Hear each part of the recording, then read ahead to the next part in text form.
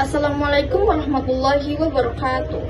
Yang saya hormati para dewan juri, Bapak Ibu guru, serta teman-teman yang saya banggakan. Alhamdulillahirabbil alamin, segala puji bagi Allah Subhanahu wa taala yang telah mempertemukan kita di bulan yang penuh berkah. Bulan yang di dalamnya setiap amal kebaikannya dilipat gandakan pahalanya. Salawat dan salam tercurah kepada Nabi Muhammad SAW, teladan terbaik dalam ibadah dan akhlak.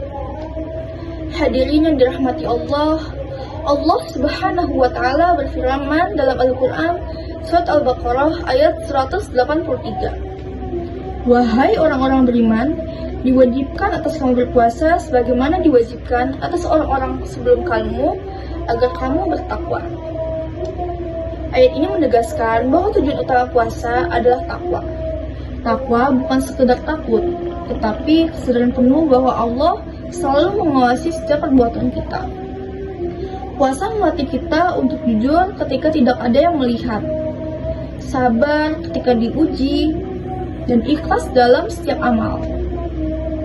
Jika puasa hanya bertentangan menahan lapar dan haus, maka tidak ada bedanya antara orang yang berpuasa dengan orang yang tidak makan.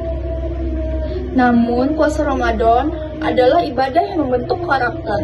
Rasulullah SAW bersabda, barang siapa yang berpuasa Ramadan karena iman dan mengharap pahala, maka diampuni dosa-dosa yang telah lalu.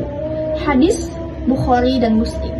Hadis ini menunjukkan bahwa puasa harus dilandasi iman dan harapan akan ridho Allah. Artinya, puasa bukan rutinitas tahunan, tapi momen memperbaiki diri. Teman-teman yang saya banggakan, Ramadan juga dikenal sebagai bulan Al-Quran. Dalam surat Al-Baqarah ayat 185, Allah berfirman bahwa bulan Ramadan adalah bulan diturunkan Al-Quran sebagai petunjuk bagi manusia. Maka berpuasa tidak bisa dipisahkan dari memperbaiki hubungan kita dengan Al-Quran, membacanya, memahaminya, dan mengamalkannya. Namun, puasa bukan hanya ibadah vertikal kepada Allah.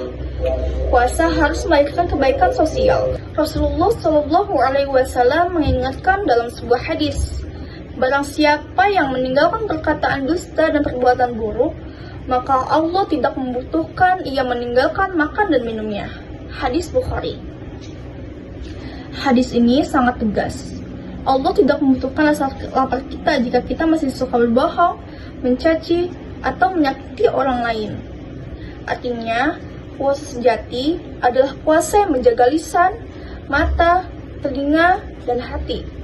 Hadirin yang berbahagia, Ramadan adalah bulan kebaikan.